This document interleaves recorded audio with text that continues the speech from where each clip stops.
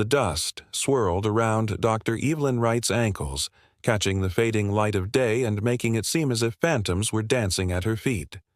She brushed it aside, annoyed, and crouched down to examine the latest find from her excavation site. A clay jar lay half buried in the sand, its terracotta surface worn smooth by centuries of wind and neglect. With careful hands, she brushed away the remaining dirt, revealing an inscription that made her heart skip a beat. It read, "What is written here must never be seen by human eyes." Curiosity piqued, Evelyn turned the jar over in her hands. It was stoppered with a thick layer of wax, but upon closer inspection she saw that the wax had melted, leaving the jar unsealed. Inside, nestled amongst layers of linen, lay a set of papyrus scrolls, their edges brittle and curling with age. As she unrolled them, the faint whispers of voices echoed through the fragments, speaking of great books swallowed by the flames, sealed away in a secret chamber to preserve the legacy of ancient knowledge. What these voices lacked in volume, they made up for in urgency. As if aware of the fleeting nature of their existence, they pleaded with Evelyn to find the books before it was too late. Her fingers traced the faded ink as she read, "Beneath the shade of 7 emerald pillars where sunlight first kissed the eastern sand, there lies a chamber holding stories untold. If human eyes upon them do fall, wisdom's flame will rekindle, and all shall be made whole." Each word felt heavy with meaning, laden with secrets that had slumbered for centuries. Yet there was something more, an undercurrent to these words, as if they held a deeper truth, one that resonated with Evelyn on a primal level. She could not shake the feeling that these scrolls were not merely an archaeological discovery, but a summons, a call to action that echoed the whispers in her own soul. But where did these mysterious books lie hidden? And what were they protecting, both themselves and whoever sought to uncover their secrets? Determined to solve the riddle, Evelyn returned home that evening, the scrolls carefully stored away. Her mind raced with possibilities, trying to decipher the cryptic message. The shade of 7 emerald pillars and the mention of wisdom is flame sparked a memory. The lost city of Alexandria had been renowned for its grand library, a place where knowledge from across the known world had been gathered. Could the scrolls be leading her to its ruins? And what did they mean when they spoke of wisdom's flame being made whole? Before sleep claimed her, Evelyn found herself standing in the bustling marketplace of ancient Alexandria. The air buzzed with activity, the scent of spices mingling with the cries of vendors and the murmur of countless languages. People from distant lands, merchants, scholars, and adventurers all seemed to converge here, drawn by the city's reputation as a beacon of knowledge. Then she saw it, a majestic structure made of white marble and granite, its towering columns reaching towards the sky like eager supplicants. Above the entrance, the words "Museum" were inscribed, a silent invitation to those seeking wisdom's embrace. In that moment, Evelyn knew she had found the place the scroll had spoken of. But the dream was short-lived. As quickly as it had begun, the vision faded, leaving Evelyn blinking in the harsh light of her bedroom. The transition was so abrupt that she stumbled back, clutching at the remnants of the dream, trying to hold on to the last echoes of her experience. Her heart pounded in her chest, a wild mix of excitement and apprehension coursing through her veins. Was this a message from her subconscious, guiding her to where the scrolls had once been kept? Or was it merely a figment of her imagination, a trick played by her overactive mind? Driven by an insatiable curiosity, Evelyn decided to follow the lead of her dreams. Consulting old maps and texts, she located the approximate site of the Great Library of Alexandria, now just a crumbling ruin on the edge of town. With the dawn, she set out, the weight of the scrolls a tangible presence in her backpack. As she walked, the dream replayed in her mind, the bustling market, the majestic library, and then the unsettling shift, the sudden disappearance of everything familiar. Why had she been shown this place only to have it vanish into thin air? What was the significance of the dream? The answer, she realized, lay in the forgotten ruins that now marked the site of Alexandria's former glory. Arriving at the ruin, Evelyn felt a profound sadness wash over her. All that remained of this once magnificent library were scattered stones and crumbling pillars. The wind whistled through the gaps in the masonry, sounding like a mournful lament. Yet amidst the desolation, Evelyn's eyes caught a glint of something metallic buried in the debris. Brushing aside the rubble, she uncovered a heavy iron chest, its surface adorned with intricate carvings of mythical creatures and celestial charts. Could this be what the scrolls had hinted at, a surviving relic from the great library? With trembling hands, Evelyn pried open the chest. Inside, nestled on a bed of crimson velvet, lay a collection of ancient books bound in leather and steel. Their pages, though brittle, seemed surprisingly intact, as if preserved by some unseen force. As she reached out to touch them, the books began to glow, bathing the chamber in an ethereal light.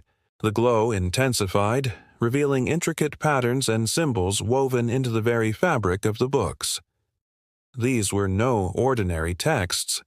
They hummed with an otherworldly energy, as if containing secrets that dared not be shared. But why had they been hidden here? And what were they protecting both themselves and their discoverer? Evelyn carefully closed the books, aware that she had stumbled upon something far greater than she had ever imagined.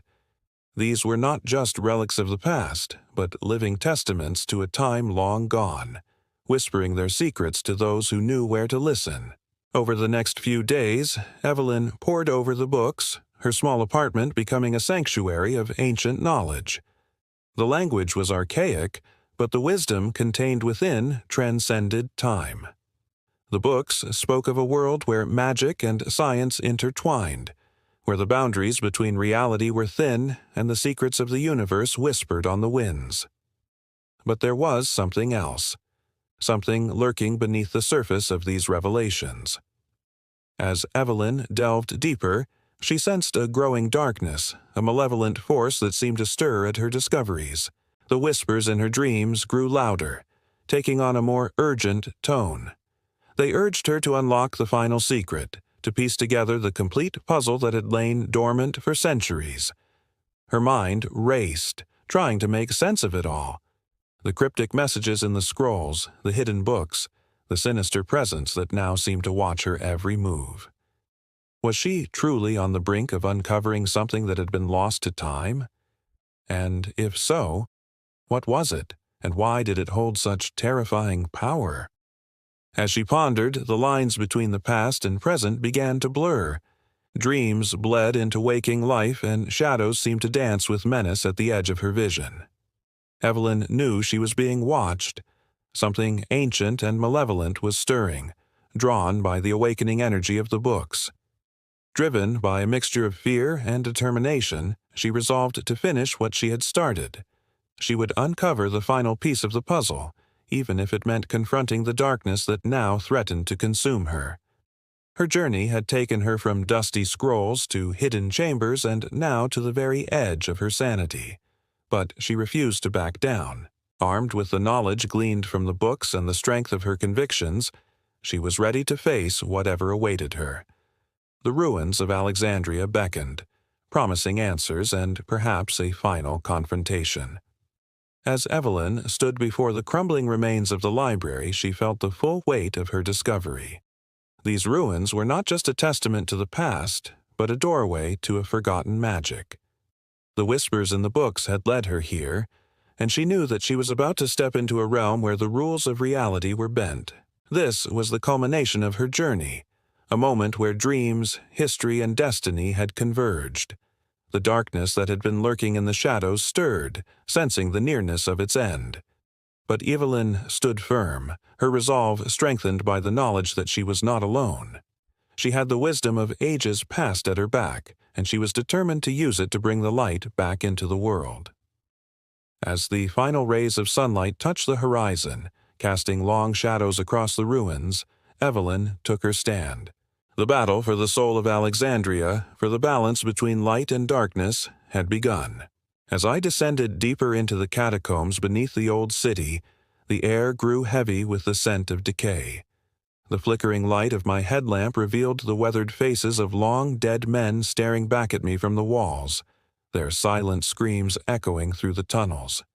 But it was the sound that followed me deeper into the labyrinth that truly sent shivers down my spine.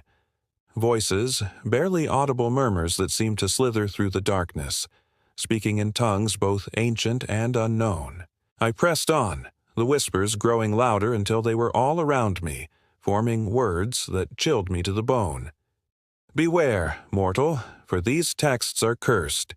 Turn the page and unleash chaos upon the world." My heart pounded against my ribs, a frantic tattoo in the suffocating darkness. The sight before me made my blood run cold. Rows upon rows of leather-bound books lined the walls, their pages filled with indecipherable script, each one a vessel containing secrets best left undisturbed. But curiosity, that insatiable thirst for knowledge, drove me forward. I reached out to touch one of the volumes, my fingers trembling as I did. A sudden gust of wind slammed the book shut, the sound echoing ominously in the tomb like chamber. As if sensing my intrusion, the whispers intensified, swirling around me like a vortex of malevolent energy. I felt a presence behind me, cold and oppressive, and I spun around to find nothing but darkness and the mocking laughter of the dead. With each step I took, the whispers grew louder, more insistent, urging me to flee this unholy place. But something kept me rooted to the spot, a morbid fascination that transcended fear. I could not tear my gaze away from the books, their secrets calling out to me across the chasm of time. Suddenly, a figure emerged from the shadows, its form grotesque and distorted, a specter of decay and despair. Its eyes burned with an otherworldly fire, and its voice rasped like the grinding of bones. "Who dares disturb the slumber of the ancients? Who seeks to unravel the mysteries that mortals are not meant to know?" Startled, I stumbled backward, my headlamp beam catching movement in the corner of my eye. As I turned to investigate, the whispers ceased, leaving an eerie silence in their wake. There, coiled in the shadows like a living nightmare, was a creature of pure evil. Its scales shimmered with an oily sheen, and its eyes burned with a cold, reptilian fire. With a sinuous grace it uncoiled itself, revealing a form of unimaginable terror. Its jaws were filled with razor-sharp teeth, and its forked tongue lashed in and out, tasting the air for fear and despair. My mind reeled, struggling to comprehend the horror that had materialized before me. I wanted to scream, to flee, but terror had frozen me in place, a helpless rabbit caught in the glare of a predator's gaze. And then it struck, not with claws or fangs, but with a whisper, a sibilant hiss that slithered into my mind, paralyzing my thoughts and stealing my breath.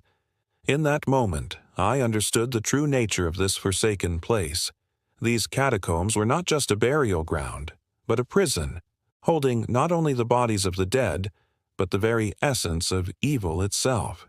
And now it had found a way to escape, to spread its darkness across the world. My struggle against the paralysis was futile. The creature's whisper had woven its way through my defenses, wrapping around my thoughts like a suffocating python. I could feel my muscles growing weak, my vision blurring at the edges. As darkness closed in, I knew that the end was near. This place, this cursed catacomb, would be my tomb. But even in my final moments, a spark of defiance remained. I would not go willingly. I would take the creature down with me, even if it meant sacrificing myself. With a Herculean effort, I forced myself to move, to break free of the paralysis that held me. I stumbled back, knocking over a nearby book, and scrambled away from the creature, its enraged hiss echoing behind me. Adrenaline surged through my veins, lending strength to my trembling limbs. I didn't dare look back. I didn't need to. The creature's presence was a suffocating dread that enveloped me, a tangible aura of evil that reeked of death and decay. I ran blindly, desperately seeking an escape from this living nightmare. My lungs burned, My legs screamed in protest, but I dared not stop. Not now. Not when the monster was close behind me, its heavy footsteps thudding on the ancient stone, its raspy breaths hot on my neck. Then, through the blackness, I saw it, a glimmer of light in the distance, a beacon of hope in my suffocating fear. With a final burst of energy, I surged forward, my hand groping for the opening, my heart pounding a frantic tattoo against my ribs. I burst through the entrance, stumbling out into the blessed sunlight, gasping for breath, my body racked with sobs. Behind me, the creature screeched, its voice a discordant symphony of rage and frustration. It had been so close, so tantalizingly near to breaking free. But I had escaped, or so I thought. For as I turned to look back at the catacombs, a chill wind swept across my face, carrying with it the stench of decay and the sound of grinding teeth. From the darkness of the tunnel, two eyes glinted, burning with an unholy fire, watching, waiting, plotting. The creature was still out there, trapped but not defeated. And I knew that our paths would cross again. Now, safe from the creature, or so I believed, I stumbled back to the surface, dragging myself from the suffocating darkness of the catacombs into the blinding light of day. As I emerged, blinking against the harsh glare, the familiar streets of the city seemed alien and menacing. The bustling crowds, the cheerful chatter, the ringing laughter, it was all a facade, a thin veneer over the darkness that still clung to me. I couldn't shake the feeling that I was being watched, hunted. Each passerby seemed like a potential threat, each shadow a lurking danger. The catacombs had seeped into my bones, poisoning my perception, turning the world into a minefield of unseen horrors. Paranoia tightened its grip around my heart, squeezing the breath from my lungs.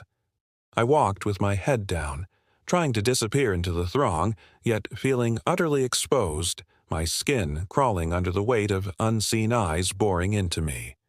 The city, once a sanctuary of civilization and progress, had become a labyrinth of deceit and hidden menace. The whispers echoed in my ears, taunting, tormenting. The image of the creature burned into my retinas, its malevolent gaze boring into my soul. I needed to get away, to escape this suffocating atmosphere of dread and unease. So I fled, stumbling onto a train, burying myself in its confines, seeking solace in the anonymity of the crowd. But even here, I could not find peace. For as the train rattled along its tracks, carrying me further away from the city, the whispers grew louder, their icy fingers curling around my heart, squeezing the life from me. They spoke of ancient curses, of forbidden texts, of a darkness that threatened to consume the world, and with each passing moment I felt myself slipping away, drawn inexorably toward the abyss. And then it happened, a lurch, a jolt as the train screeched to a halt. Startled, I looked up from my hands, my heart pounding in my chest. Had someone boarded the train while I was lost in the whispers?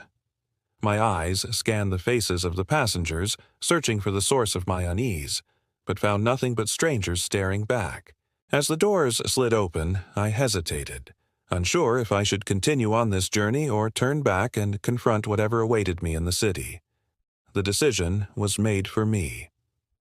A voice, cold and commanding, echoed through the carriage, silencing the murmur of conversation and the rumble of the train.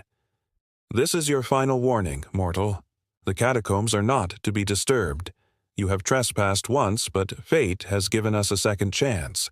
Do not tempt us further." Terror froze me in place, my blood turning to ice in my veins. I wanted to speak, to plead my case, but no sound escaped my lips. Trapped in the grip of fear, I could only watch as the passengers began to file out of the carriage, each step echoing the relentless beat of my terrified heart. I was alone now, trapped in the stifling darkness of the train car with the whispers growing louder, more insistent, urging me to flee, to hide, to resist. The train was no longer a means of escape. It was a cage, holding me captive in a tomb of suffocating dread. The air grew colder, the shadows deeper, and the whispers coalesced into a single, horrifying chant. "The curse is upon you, mortal. The curse is upon you. I huddled in the corner, shivering, my mind reeling, seeking a way out, a way to break the curse that threatened to engulf me. But there was none. The train had become a vessel of fear, carrying me to a destiny I could not escape. And as the doors slid open, revealing nothing but darkness, I knew that the catacombs had claimed another victim. The curse was upon me, and there was no escaping its icy grip. The air in the vault hung heavy with dust and despair. Thomas shifted uncomfortably under the weight of his own breath, each exhale creating miniature whirlwinds in the gloom. The historian ran a finger across the spines of the charred books, their leather covers as dry and brittle as the bones in his own fingertips. There was once a grand collection here, thousands of historical texts assembled by one of the richest men in England. But now only a single volume remained untouched by the fire that had swept through the manor library, its pages black and void, where the flames had consumed all others. Why had that one book been left behind? Was there some significance to its survival? Was this really just a tragedy of faulty wiring and careless smoking? He couldn't believe it. Something about the manor, about the history held here, drew him in like a moth to a flame, demanding answers from its grave, answers he might not be able to stomach hearing. There was only one way to find out. Thomas opened the book. The leather cover was cold under his fingertips, yet the air around it seemed to shimmer with heat. Words swam before his eyes, coalescing into lines of text written in a language he understood perfectly, even though he was certain he'd never seen it before. The script flowed together, seamless, leaving no space for hesitation or second-guessing. It was as if the very book itself was reaching out, forcing him to continue reading. He didn't want to stop, couldn't stop, and so the historian read aloud, his voice echoing in the silent chamber, giving voice to words he feared he would soon forget. A seal must be made. An ancient evil stirs below the roots of this house, whispering promises of power to those who will heed its call. To banish it back to the darkness, we must make it whole, severing the connection between this place and the things that lie in wait beneath the hearth. With every word he spoke, the air grew colder, the shadows deeper. Thomas felt something brush against his leg, something dragging icy fingers up his trousers. A shiver ran through him, but he shook it off, focusing on the words before him. This was madness, a figment of his imagination spurred on by the flickering candlelight. But then the flame sputtered and died, plunging the vault into absolute darkness. A low growl echoed around them, vibrating in his chest, making his teeth ache. Then another voice, closer, more urgent, hissed his name. "Get away from the book, Thomas!" But it wasn't the voice of any living person. It was as if the words themselves were pleading with him, begging for mercy. As his eyes adjusted to the gloom, he saw them, dancing on the edge of his vision, figures coalescing from the shadows. At first he thought they were human, distorted by the dim light, stretched and warped until they resembled nothing so much as the gnarled branches of a dead tree. Then he saw their faces, or what had once been faces, contorted into silent screams, stretching impossibly wide, revealing rows upon rows of needle-sharp teeth. Thomas stumbled back, knocking over a chair that let out a tortured screech of its own. The figures advanced, their eyes boring into him, and he could feel their despair, their rage, their hunger. Whatever evil had been sealed here, whatever lay beneath the manor house, these were its heralds, come to drag him down into the grave along with it. He had to get out, run while he still could. Scrambling for the door in the darkness, he tripped and fell, the rough stone scraping at his palms. Pain flared, hot and sharp, pulling his focus back to the figures who had stopped their advance, who now regarded him with what could almost be described as amusement. Their amusement turned to anger, and they surged forward. Again, their hands, if they could still be called that, clawed at him, raking across his face and chest, leaving burning trails in their wake. Yet he could feel no pain, only the searing cold that threatened to freeze his very soul. And then they were upon him, and he knew what it meant to be pulled into the abyss. Thomas gasped, jolting upright in his chair. The fire was out, the room dark save for the sliver of moonlight outlining the charred remains of the book. His clothes were torn, his skin bearing new and angry scratches. And the words, oh God! The words he remembered, every word he had read, every word the damned book had forced him to speak. What had he unleashed? Then he noticed something else. The air was warm, almost hot, as if embers glowed where no flames could be seen. Looking down, he found the answer. Strewn across his lap were pages from the book, curling at the edges, consumed by an inner fire that burned without consuming. He tried to stand, to get away, but the spectral hands were upon him again, anchoring him to the spot, holding him down. The growling came again, closer now, and with it the smell of decay, of things long dead and buried. And from the corner of his eye he saw the flames. They licked up his legs, danced around his waist, but they did not burn, only brushed against him, leaving icy cold where they touched. And the hands, they were everywhere now, hauling him toward the hearth, dragging him down into the hungry flames. And in the midst of it all, the voice, no longer a whisper, boomed in his mind. Thomas, you have given us voice. Now let us give you salvation. But Thomas wanted no salvation. Fear lent him strength, and he thrashed wildly, trying to escape the inexorable pull of the spectral hands. He had to get away, had to stop whatever abomination was rising, being born anew from the ashes of the library. Summoning every ounce of willpower he possessed, he wrenched himself free, scrambling backward, away from the advancing flames. The floorboards groaned under his weight, threatening to collapse, to swallow him whole. The growl became a roar. Salvation! Yes, Thomas would give them salvation. He grabbed the nearest chair, a heavy oak thing with a high back, and hefted it over his shoulder like a shield. What was he? A child? He knew he wouldn't stand a chance against whatever was rising from the grave. But maybe, just maybe, he could delay it, hold it back long enough to escape, to warn the world of the horror that slept beneath the manor house. "Let me through!" he screamed over the din, brandishing the chair like a weapon. "I am the gate! Let me through!" The flames reached out, licking at his boots, and the hands clawed at his clothes, tugging him toward the hearth. He fought against them, kicking out, clawing, biting, fueled by adrenaline and terror.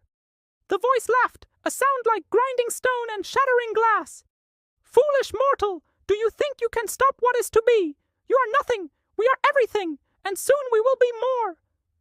More. Oh God, he had unleashed something terrible, something that hungered to be more than it already was, something that would devour the world if it gained another inch. He stumbled, his foot catching on a loose floorboard. For a moment, the hands faltered, then seized their opportunity, hauling him down into the flames. He cried out, flailing, as the fire enveloped him, as the spectral hands closed around him, crushing him, tearing him apart. Then it was cold. Thomas gasped, pushing himself upright, his body aching as if he'd been flayed alive and left to freeze in the rain. The fire was out, the room plunged into impenetrable darkness, and when his eyes finally adjusted, he saw it. In the center of the hearth, bound in spectral chains, was the book. Its pages fluttered, its cover split open as if in a silent scream, and the air around it crackled with power. But it was fading, retreating back into the shadows, taking the spectral hands with it, taking what he had unleashed with it. Had he stopped it? Had he saved the world? Or had he only delayed the inevitable? Scrambling to his feet, he ran for the door, bursting through it and stumbling into the hallway. He didn't stop running until he reached the relative safety of the front door, until he could hear the pounding of his own heart over the growls and screams echoing from within. He had survived for now, but Thomas knew he would never be the same. The nightmares would follow him for the rest of his life. The whispers of the damned, the touch of the frozen dead, the smell of sulfur and decay would haunt his waking hours. He had unleashed something terrible, something that would stop at nothing to break free of its bonds. And as long as the book remained in existence, as long as its words were spoken, the seal could never truly be made. All he could hope for now was that whoever came after him would learn from his mistakes. All he could pray for was that they would banish the words back into the darkness from which they came. A historian stepped into the long-dead city of Abor, the lost library. He was expecting dust and decay, not this. Ahead, a figure stirred among the towering shelves. As he approached, she turned. Her face was hidden under a hood. Her body was swathed in fine gray ash, and when she spoke, her voice echoed with a strange, hollow resonance. "Leave while you can, before the stacks swallow you whole," she said. But there was something in her tone, something that made him want to stay. Her voice was music, beckoning him forward. Each step he took toward her felt momentous. She turned back to the shelves, her gray robes rippling like smoke. The historian stopped, torn between his mission and an inexplicable urge to follow her. He knew he should leave, but he couldn't help himself. Not yet. He drifted further into the stacks, drawn by the faint sound of rustling pages. Deeper in the stacks, the air grew colder. It was then he noticed the strange markings on the floor, etched into the dust. Following these strange paths, he found more figures, all swathed in gray, all with their faces hidden. They didn't seem to notice him at all, their eyes glazed over, their bodies stiff. Was this some kind of cult? What had happened here?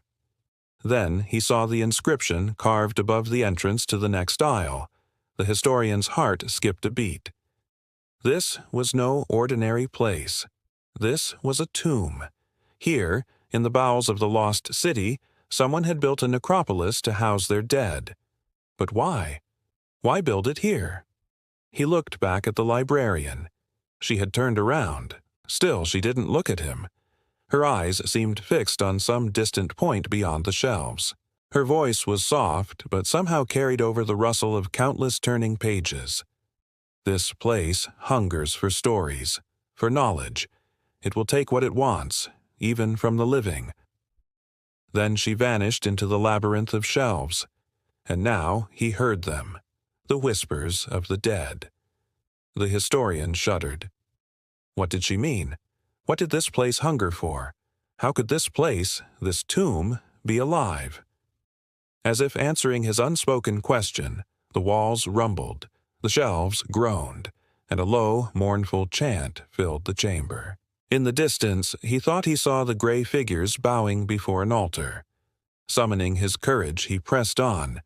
It was only when he reached the end of the aisle that he realized why she had warned him to stay away. For there, in the flickering light, he saw that the shelf ends abruptly, not against a wall, but against the gaping mouth of a tomb. The tomb wanted more stories, and now it had claimed another victim. The historian shuddered. He'd seen enough. He turned to go, but then he heard her voice again, closer this time and laced with amusement. "So bold of you to come so far, historian, but your story is not yet done. You have much to learn here. Are you not curious?" She was right. He was curious, and besides, he was trapped. There was no way out. These tombs were far older than any record he'd studied. And Ybor was a ghost town. He was utterly alone. With a sigh, he began to explore the next aisle, the shelves pressing close on either side, blocking out the whispering darkness. As he walked, he saw more figures, some kneeling, some lying down, seemingly frozen in mid-action. Some were human, others clearly not. He saw a sphinx with wings of fire, its gaze boring into him. He saw a gargoyle with gnashing jaws, its claws raking across the floor. He saw a creature of pure shadow, its eyes burning like stars. And always, always he heard their whispers, telling their stories, sharing their knowledge, filling his mind. And then he saw her again, perched on a high shelf like a specter. She beckoned to him with a finger. Her voice was like wind chimes. "Come, I have more tales to tell you. Come, let me show you what this place remembers." With a deep breath, he began to climb the ladder to her shelf. He wasn't sure if he was being led or simply lost in the moment, but he trusted her. For better or worse, he would see where this path led. He followed her deeper into the stacks, past sleeping sphinxes and gargoyles, past creatures of shadow and flame. He climbed higher and higher until the very air grew thin and cold. Up here, the whispers faded to a murmur. All around him, the shelves were bare, stripped clean of any adornment. In the distance, he could see nothing but darkness. And in that darkness, he sensed something vast and hungry watching him. The historian paused, suddenly afraid. Was this journey really worth it? Should he turn back while he still could? Yet he couldn't help but wonder, what was up there? What secrets did this place hold? He couldn't resist the pull of the unknown. He knew he should stop, but he kept going. As he walked, the floor beneath him shifted. It was then he realized he wasn't walking on stone, but on flesh. Flesh that was still warm. Flesh that was still breathing. Below him, something stirred. Something massive. Something ancient. And then the shelf beside him shuddered. It was alive, writhing as if in pain. More shelves shuddered. Then a low growl reverberated through the tomb, echoing off the bare walls. Startled, the historian stumbled back. Just as he did, a great eye opened in the darkness above him. It was huge, like a cyclops, like the gods of legend. Only it was far, far larger. As he watched, more eyes opened and a snout, long and lither than any he'd seen, emerged from the darkness. Then a great head, adorned with horns like twisted branches, pushed its way into view. The historian gasped. What he was seeing was impossible, unnatural. And yet there it was, real as anything he'd ever known. The creature stepped closer, sniffing at the air, its tongue flickering in and out. It was vaguely canine, vaguely feline, but not quite either. Its fur was the color of twilight, its eyes burning embers. But then it did something that made the historian's jaw drop. It sneezed. A gout of ichor splashed onto the shelves, sizzling as it hit the stone. The historian recoiled, disgusted and terrified. The creature shook its head, sending more ichor flying. And then it whined, a mournful sound that echoed through the tomb. The historian had seen enough.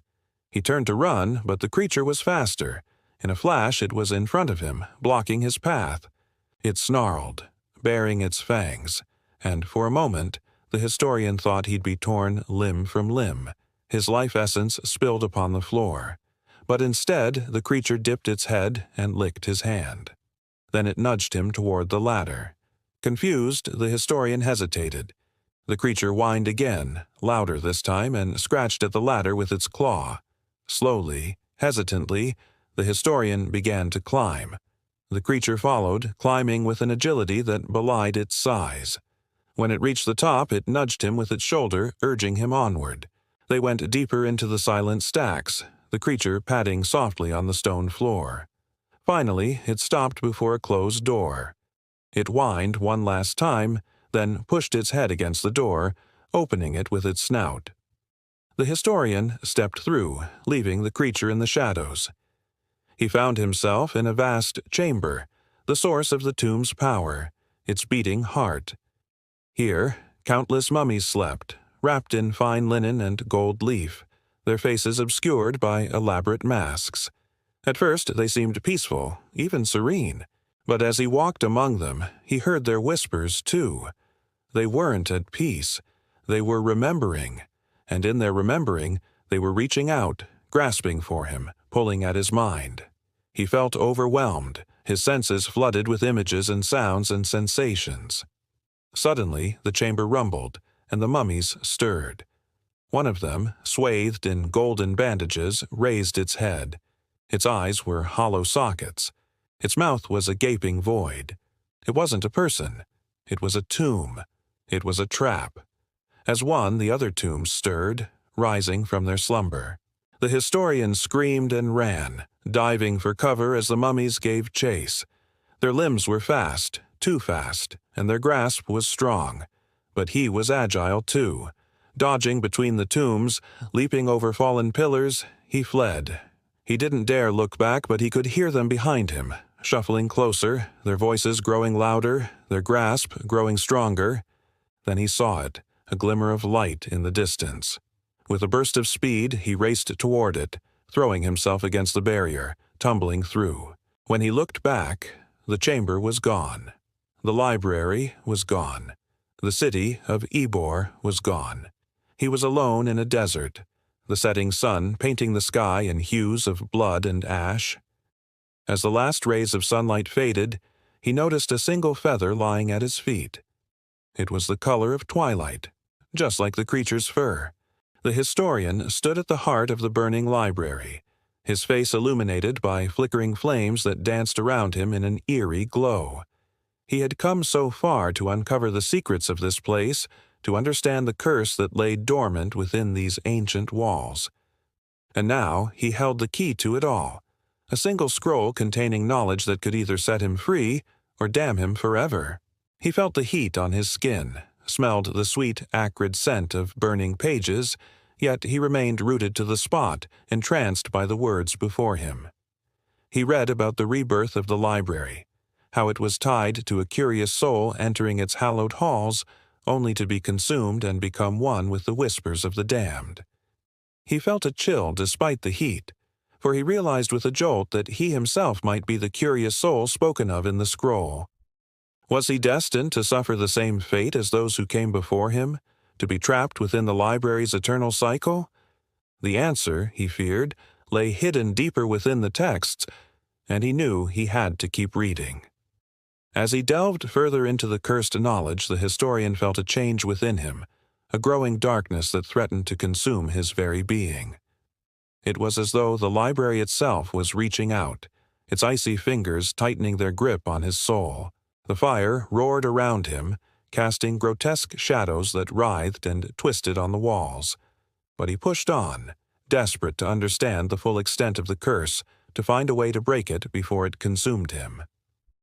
With each passing moment, the weight of the curse pressed down on him, threatening to crush him beneath its immense power. The library was not just a building, it was a malevolent entity, feeding on the curiosity of mortals like a never-ending game. For when a curious soul entered its doors, it would whisper sweet nothings to them, enticing them deeper into its clutches until they were lost forever. And now the historian found himself ensnared in its web, his own curiosity the very thing that would lead to his destruction. Yet amidst the encroaching darkness, a sliver of hope remained. He remembered the old woman's words from the village, the one who had warned him of the dangers that lay ahead. She had spoken of a way to escape the library's grasp, a way to sever the ties that bound it to this realm, and so the historian pressed on, seeking to uncover the method to break the curse before it consumed him completely. As the fire reached its crescendo, the room began to shake. The very foundations of the library trembled, and the historian braced himself for what he knew was coming. Suddenly, the roof caved in, sending a deluge of burning debris crashing down upon him. He shielded his face, desperately trying to protect himself from the onslaught, but it was no use. The flames engulfed him, searing his skin and stealing his breath away. And as the fire consumed him, he remembered the old woman's words. She had told him that the curse could be broken, that there was a way to escape the library's grasp. But he had been too late. The fire had taken hold, and now he was lost in its fiery embrace. But as he burned, he felt something strange, a sensation that defied the pain and the heat. It was the feeling of rebirth, of becoming one with the flames. He felt himself being pulled apart, his body and mind separating from each other. And then he saw it. The secret to breaking the curse, hidden within the flames. It was the scroll, the very scroll that had led him to this moment, now consumed by the fire. But as it burned, it released its contents, not as words on a page, but as voices. He heard the whispers of countless souls trapped within the library, their voices echoing through eternity. They told him of their torment, of their endless suffering as they were reborn again and again, doomed to repeat the same cycle over and over. And as the voices grew louder, the historian realized the truth. The library wasn't just a place, it was a curse, and he had become its latest victim. He had sought to uncover its secrets, but now those secrets were consuming him, pulling him into their fiery embrace. He tried to scream, to break free from the voices, but his cries were lost in the roar of the flames. He thrashed and twisted, his body a puppet in the hands of the curse, until finally he went limp. The voices enveloped him, tearing at his sanity, and he surrendered to their relentless assault. Then, just as suddenly as it began, it stopped. The voices faded, the flames died down, and the historian found himself lying on the floor amidst the ashes of the burning library. He was alive, or at least a part of him was, for he no longer felt the pain, the heat, the torment of the curse. In its place was a profound emptiness, a hollowness that echoed the silence after the storm. He looked around him and saw that the library was gone, reduced to smoldering ruins. The fire had consumed everything, leaving behind nothing but ashes and the faint smell of burning books. Yet, as he rose to his feet, he felt a strange sense of peace. The curse was gone, and with it the torment of the damned. Had he broken the curse, or had it simply run its course? He didn't know, and perhaps it didn't matter. What mattered was that he was free. Or was he? As he turned to leave the ruined library, he heard a whisper, a single whisper that seemed to come from everywhere and nowhere at once. It was a whisper of warning, a whisper of despair, and it carried with it the weight of countless souls trapped in eternal torment. "Beware," it hissed, "for the library will rise again." The historian froze, his blood turning to ice water in his veins. He knew that the curse wasn't truly over, that he hadn't escaped its clutches as he had hoped. For the library, he realized with a dawning horror, was forever cursed, and its whispers, the whispers of the damned, were forever his to carry. He ran, stumbling through the undergrowth, the whisper echoing in his ears, driving him onward. Behind him, he heard the sound of cracking wood and crumbling stone, the telltale signs of the library's rebirth. He dared not look back, for he knew that if he did, he would be consumed by the darkness that lay within. He ran until his lungs burned and his legs screamed for mercy, yet he couldn't stop. He had to escape the curse, or so he thought. But the whisper kept pace with him, growing louder, more insistent, and he knew that no matter where he went, the library would always find him. For the curse was not bound to a place, but to him, to his very essence. The fire erupted once more, consuming everything in its path. The historian stood at the edge of the flames, his face illuminated by the dancing inferno. He had come full circle, back to where it all began, and he knew there was no escaping what was to come. The curse had claimed him as its own. With a final surge of strength, he broke free of the library's grasp and stumbled into the fire. He felt the searing heat envelop him, the flames licking at his skin, and he welcomed it. For in the heart of the fire, he felt the presence of the damned, their whispers fading into the roar of the blaze. He closed his eyes, surrendering to the fire, and let out a final scream that echoed through eternity. His voice joined the eternal whispers, becoming one with the cursed knowledge of the damned. And as the fire consumed him, the library was reborn once more, its halls filled with the scent of burning pages and the echoes of tormented souls. The cycle continued, fueled by the curiosity of mortals who dared to enter its cursed domain.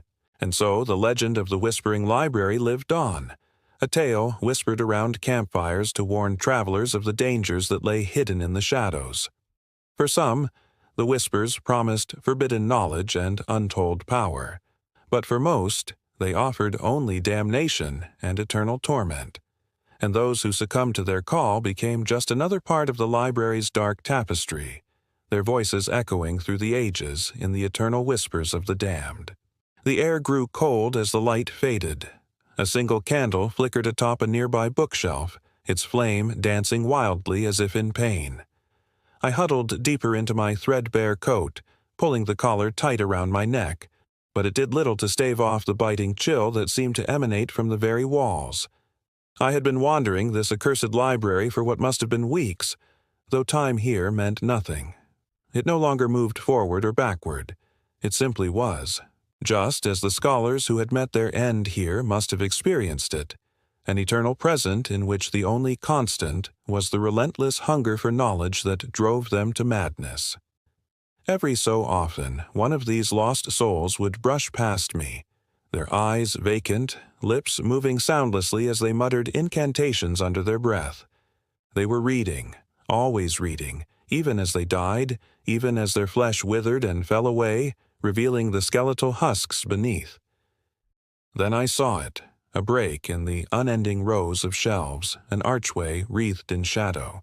Hope surged through me. Perhaps there was a way out of this place. My heart pounded in my chest as I stumbled toward the opening, my fingers outstretched, desperate to touch something solid, anything, to feel the reassuring weight of reality against my skin. As I reached out, a voice echoed through the chamber, its tone ancient and resonant like the tolling of a long-lost bell. "Who dares disturb the slumber of the ancients?" I froze, my hand hovering mere inches from the cool stone of the archway. I whirled around, my gaze searching the shadowy recesses of the library for the source of the voice. But there was nothing there. Only the endless shelves lined with countless volumes and the emaciated figures of those poor souls who had come before me, seeking knowledge and finding only oblivion. "Who dares seek the forbidden lore?" The voice echoed again, closer now, as if the very walls themselves were speaking to me. Fear coiled in my stomach, squeezing the breath from my lungs. Was this the last test? The final obstacle that stood between me and freedom? Or was it merely another layer of torment that I was destined to endure for eternity? My mind raced, trying to come up with a response, some clever repartee to deflect the unseen watcher's attention. But all I could manage was a shaky, "Who's there?" The silence that followed was deafening.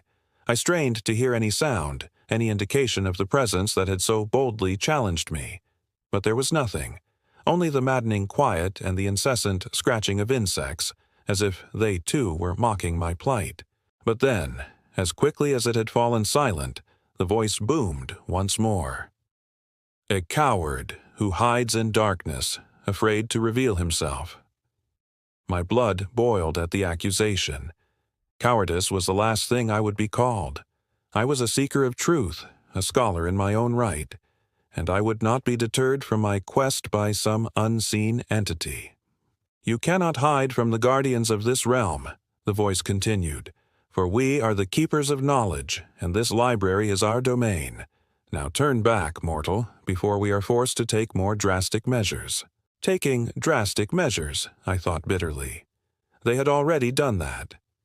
This place was filled with the drastic measures of scholars long gone, and yet a part of me, a small, frightened part, urged me to flee, to run away while I still had the chance, to escape while my mind was still clear, to leave before I became like them.